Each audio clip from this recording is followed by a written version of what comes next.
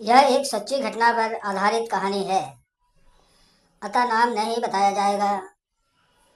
एक आईएएस अधिकारी की पोस्टिंग एक जिला में जिलाधिकारी के पद पर हो जाती है। वह बहुत ही नेक इंसान, ईमानदार और अपने कार्य के प्रति बहुत ही वफादार थे। वह जनता के भलाई का काम बखूबी निभाते थे। उसकी वाइफ भी बहुत ही सुंदर थी और कद काठी भी बहुत ही आकर्षक था। परिवार बहुत ही खुशहाल था। पता नहीं कब किसकी नज़र लग जाती है, समय बदलता है। उस जिलाधिकारी की दोस्ती एक आईपीएस अधिकारी से हो जाती है। वह भी केंद्र सरकार के अधीन दूसरे विभाग में डीआईजी के पद पर उसी जिले में डिप्यूटेशन पर तैनात रहता है। वे एक दूसरे के उच्च पद के कारण दोस्त बन जाते हैं।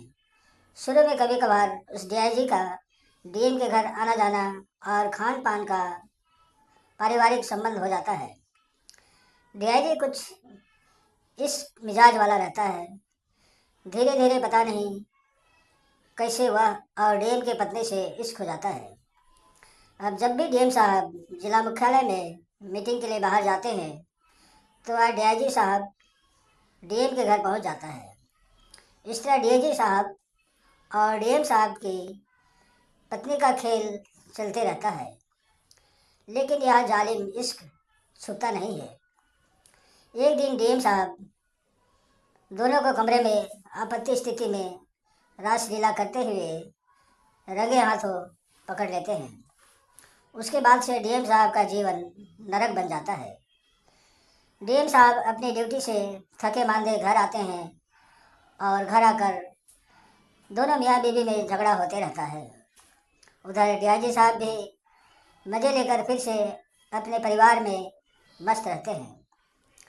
डीएम साहब के पति पत्नी में हमेशा मनमुटाव का कारण डीएम साहब अब मौन रहने लगते हैं। वे अपनी सारी संपत्ति का वसीयत अपने बच्चों के नाम कर देते हैं और पत्नी से तलाक की अर्जी भी अपने विभाग को और कोर्ट में जमा कर देते हैं। अब उनको किसी भी काम में मन नहीं लगता था और पागल जैसे हो जाते हैं। एक दिन विक्षित की हालत में आत्महत्या भी कर लेते हैं। अब डीएम साहब की पत्नी को डीएम बंगला छोड़ना पड़ता है। डीएम साहब की पत्नी को ना ससुराल वाले और ना मायके वाले अपने यहाँ जगह देते हैं। इस प्रकार गलत संबंध की वजह से पत्नी बेघर हो जाती है। अंत में वो भी पागल हो जाती है और न घर की न घाट की हो जाती है। धन्यवाद भाई और बहनों। समाप्त।